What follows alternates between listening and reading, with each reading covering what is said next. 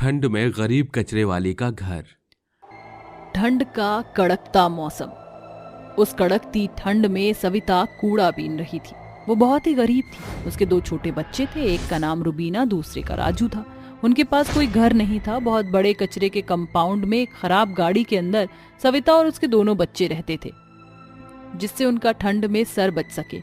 दोनों बच्चे पिछली शाम से बहुत भूखे थे। तभी कूड़ा बीनते हुए सविता को एक बूढ़ा ठंड में ठिठुरता सोता हुआ मिलता है और वह कहती है, इन बाबा को कितनी ठंड लग रही है, इन्हें शॉल उड़ा देती हूँ। मेरा क्या है, मुझे तो भगवान बस मेरे बच्चों के लिए खाना दे दे, वही बहुत है। उम्मीद करती हूँ बाबा, इससे आपकी ठंड कम हो जाएगी।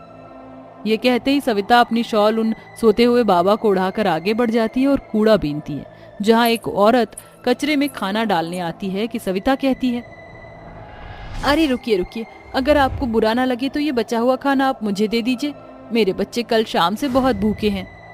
ठीक है, ले लो, भगवान का लाख लाख शुक्र है। जूठा ही सही, बच्चों के लिए खाना तो मिला। कम से कम मेरे बच्चे से खाकर जिंदा तो रहेंगे। ये कहते ही सविता वो जूठा खाना लेकर अपने बच्चों के पास पहुंच जाती है और कहती है, रुबीना, राजू बेटा, ये खाना खा लो। अरे राजू, माँ खाना ले आई, आजा जल्दी से खा ले। बहुत भूख लग रही है। अच्छा हुआ माँ आप आ गई। पर ये क्या, आपकी शॉल कहाँ है? इतनी ठंड हो रही है, बर्फ भी गिर रही है।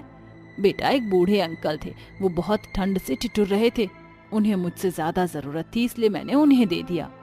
माँ आप कितनी अच्छी हो, आप सबके बारे में इतना सोचती हो, तो भगवान जी हमारे बारे में क्यों नहीं सोचते? हम तो अच्छे हैं ना, फिर हम ऐसे टूटी फूटी कार में कूड़े के ढेर के पास क्यों रहते हैं? हमारा घर भी नहीं है, खाने के लिए हमें कचरे से काम चलाना पड़ता है और आप कूड़ा ढूंढती हैं।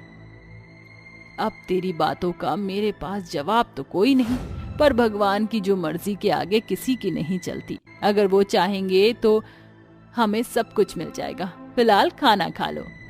माँ, हम अकेले नहीं खाएंगे, आपने भी कुछ नहीं खाया, हमारे साथ खा लीजिए। आप भी प्लीज, मना मत कीजिएगा। अच्छा ठीक है बच्चों। ये कहते ही सविता अपने बच्चों के साथ खाना खाती है और वह उस टूटी कार में जैसे तैसे सो जाते हैं। पर सर्दी की ठंडी ठंडी हवाएं उस कार में उन बच्चों को लग रही थी। बेचारे बच्चों पर कोई मोटा स्वेटर भी नहीं था।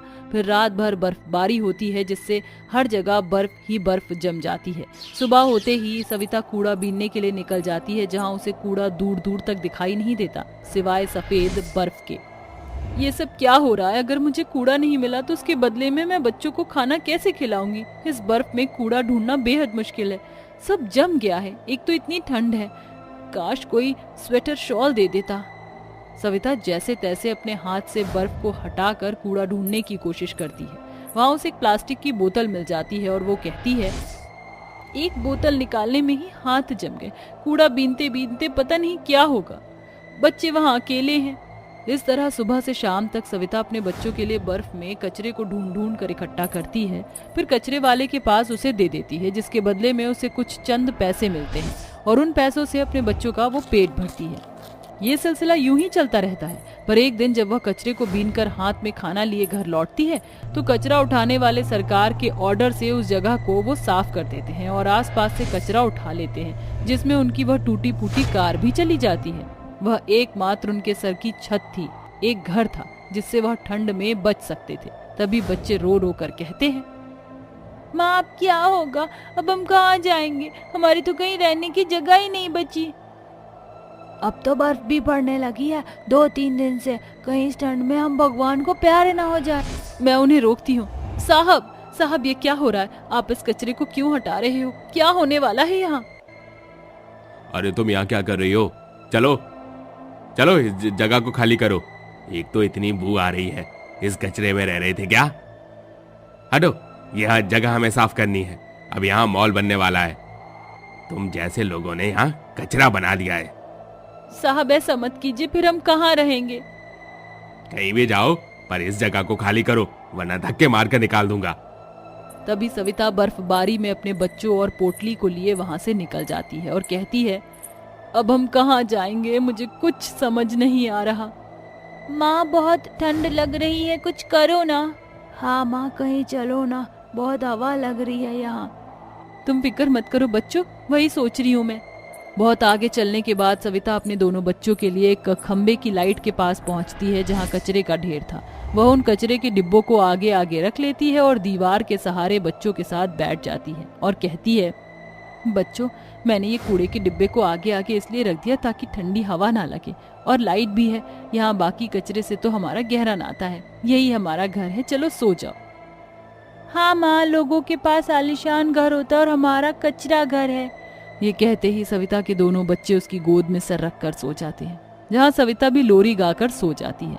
अगले दिन आसपास के लोग वहाँ कूड़ा फेंकते हैं, जो बच्चों और सविता के मुंह पर कूड़ा गिरता है। जी, कितनी बदबू आ रही है, किसने किया? ये कौन है हम पर कूड़ा डाल रहा है? अरे जब कचरे में रहोगे तो कचरे के ऊपर कचरा ही फेंकेंगे ना। ऐसे लोगों पर तो और कचरा फेंकना चाहिए, डाल दो सारा कचरा यहीं पर। अरे अब ऐसा मत कीजिए। तभी सारे लोग एक एक करके उन पर कचरा फेंकते हैं, जिनसे वह बचने के लिए अपने बच्चों को उठाकर चली जाती है। सविता अपने बच्चों के लिए कड़कती ठंड में भीख मांगती है तो भीख भी नहीं मिलती। तभी एक कार के पीछे वो भीख के लिए भागती है। अरे अरे भाई साहब, रुकिए रुकिए, अरे भाई साहब कुछ तो मदद कर दीजिए, मेरे बच्चे भूखे हैं, बहुत ठंड लग रही है, हमें कोई तो सहारा दे दो। वो भागती है, इतने में एक गाड़ी आकर उसे टक्कर मार देती है। दोनों बच्चे रोने लगते हैं। तभी उस गाड़ी में से शेफाली निकल कर आती है और कहती है, अरे ये मुझसे क्या हो गया? बच्चों मुझे माफ कर दो, मेरी कार में बैठो, मैं तुम्हारी मम्मी को हॉस्पिटल ले चलती हूँ। आंटी आंटी, हमारी मम्मी को बचा लीजिए, उनके सर से खून बह रहा है, उन्हें ठीक कर दीजिए। चिंता मत करो बच्चों। तभी शेफाली सविता को कार में ले जाती है और उसके बच्चों को बिठाकर हॉस्पिटल पहुंच जाती है, जहां डॉक्टर सविता को मरहम पट्टी करता है। तभी वो होश में आकर कहती है, मेरे बच्चे, रुबीना, राजू, कहाँ हो? मैं यहाँ कैसे आई? तुम्हारे दोनों बच्चे ये रहे। माफ कर दो, मेरी गाड़ी से तुम्हारी टक्कर हो गई। तुम अपना घर बताओ, मैं तुम्हें वहां छोड़ देती हूँ। मैडम जी, हमारा एक कचरा घर था जहाँ हम कचरे में रहते थे, लेकिन अब वो भी नहीं है, हमारे पास कोई घर नहीं है। मेरे बच्चे भूख से तड़प रहे थे, उनके खाने के लिए ही मैं भाग रही थी। क्या तुम्हारे पास रहने के लिए भी जगह नहीं है? चिंता मत करो, अब से तुम्हें दर दर की ठोकरें नहीं खानी पड़ेगी। तो मेरे घर में एक कमरे में रह लेना और साफ सफाई का काम कर देना। आपका बहुत बहुत शुक्रिया कि आपने हमारे बारे में इतना सोचा, और आप फिक्र मत करना मैडम, मैं आपके घर पर बहुत अच्छे से काम करूंगी। वो तो ठीक है, लेकिन फिलहाल तुम्हें आराम करना है, चलो मेरे साथ। ऐसा कहकर नेक दिल शेफाली सविता और उसके बच्चों की मदद करते हुए अपने घर में पनाह देती है, जहां हफ्ते भर में ठीक होने के बाद सविता उसके घर में बहुत अच्छे से काम करती है, जिससे उसके बच्चे स्कूल जा पाते हैं। और अपनी मिली तनख्वाह में से सविता गर्म कपड़े, कंबल और खाना खरीद कर गरीब लोगों में बांटा करती थी, सिर्फ इसलिए कि जो उसने दिन देखे हैं वो कोई और गरीब ना देखे। इसीलिए दोस्तों, आपके हाथ चाहे कितने भी खाली हों या भरे, हमेशा दिल से सबकी मदद करनी चाहिए। देख रूपाली, हमें जितना परेशान करना था तू कर चुकी, अब कम से कम अपने ससुराल वालों को बख्श दियो। अरे यार माँ, आप चाहती क्या हो? अब क्या पहुँचने से पहले ही सभी संस्कार अपने ससुराल वालों को दिखा दूं? अभी तो मैं अपने ससुराल भी नहीं पहुँची हूँ। अच्छा बस कर, कम से कम एक दो आंसू तो टपका दे। इसका मतलब मैं अपने 50,000 का मेकअप खराब करवा लूं? अरे माँ, आजकल कौन रोता है? दुल्हनें तो खुशी खुशी अपने घर जाती हैं, लेकिन अब आप कह रही हैं तो थोड़ा रो ही लेती हूँ। ऐसा कहकर वह रोने का नाटक करने लगती है। माँ, बहुत याद आओगी, मैं आपको छोड़कर नहीं जाऊंगी। अरे बस कर बहना, नहीं तो तेरा सारा का सारा मेकअप आंसू में बह जाएगा, और तेरा पति तेरी असली हकीकत देखकर तुझे वापस हमारा खून चूसने के लिए यहीं छोड़ जाएगा। माँ, अपने बेटे को समझा लो, नहीं तो मेरे इन हाथों से अभी के अभी इसका कत्ल हो जाएगा। तू चुप कर धीरज। अरे बेटी जा, अपने ससुराल की सभी जिम्मेदारियों को अच्छे से संभालियो, और हाँ, खीर बनाने की रेसिपी याद ना आए तो मुझे कॉल कर लियो। ऐसा कहने के बाद वह रूपाली की विदाई कर देती हैं। अपने ससुराल पहुंचते ही सास दामिनी कार से निकलते हुए उससे कहती है, अरे बहू, जल्दी से अपना घूंघट कर ले, अंदर सभी मेहमान तेरा इंतजार कर रहे होंगे। अपनी सास की बात मानकर रूपाली लंबा सा घूंघट कर लेती है, जिसके बाद वह घर में आ जाती है। अरे आओ बहू, आराम से यहाँ आकर बैठ जाओ। दामिनी रूपाली को सोफे पर बिठा देती है कि तभी कुछ औरतें कहने लगती हैं, अरे बहन, बहू का इतना लंबा घूंघट क्यों करवा रखा है? हाँ, बेचारी को सांस भी नहीं आ रही होगी। हाँ जीजी, अब क्या करूं, जेठ यहीं खड़े हैं। अरे अगर बहू का मुंह एक बार देख लिया तो जिंदगी भर इसे भी बिना घूंघट के रखना पड़ेगा मुंह।